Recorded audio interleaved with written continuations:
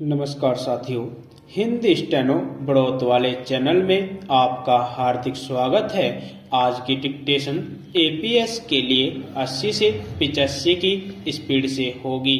तो आइए शुरू करते हैं। डिक्टेशन शुरू होगी 5 सेकंड बाद।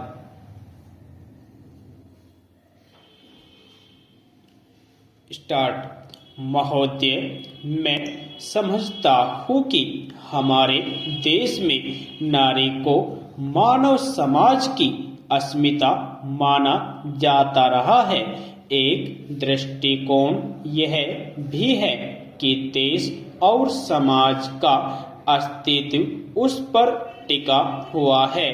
दूसरा दृष्टिकोण यह भी हो सकता है कि वह सृष्टि की सनातन शक्ति है। सामाजिक स्तर पर मानव समाज के सर्वांगीण विकास में नारी का योगदान किसी भी दृष्टि से कम नहीं रहा है।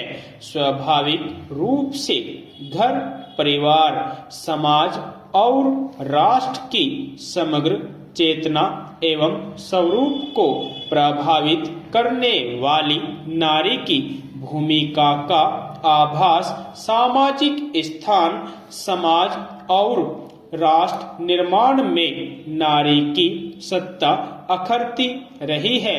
इसके मूल में पुरुष का स्वयं को सृष्टि का कारण मानना हो सकता है। इसलिए वह नारी को हर क्षेत्र में अपने समान मानने से इनकार करते हुए गंभीर न्यायपूर्ण दृष्टि को नजरअंदाज करता रहा है। नारी की स्वतंत्रता और सभ्यता के विकास में बड़ा प्रत्यक्ष संबंध है। अगर मानव सभ्यता के विकास के बारे में एक नजर डाले तो पाएंगे कि सृष्टि के प्रारंभ में मानव जंगलों में रहता था। न उसके पास घर था और न ही परिवार के नाम पर कोई व्यवस्था। इसके अतिरिक्त कपड़े भी नहीं हुआ करते थे। निर्वस्त्र रहकर वनों में विचरता रहता था। केवल उदर पोषण के लिए शिकार किया करता था। धीरे धीरे मानव कबीलों में रहने लगा। यहाँ यह उल्लेख करना अनुचित न होगा कि इसी दौरान नारी पर बंधन लगना आरंभ हो गया। दूसरी बात यह कि नारी के प्रति भेदभाव बरतना शुरू हो गया। मेरे ख्याल से यह मुक्त नारी पर अंकुश लगना ही था। कबीले का मुखिया स्त्री पुरुष संबंध के निर्धारित करने लगा।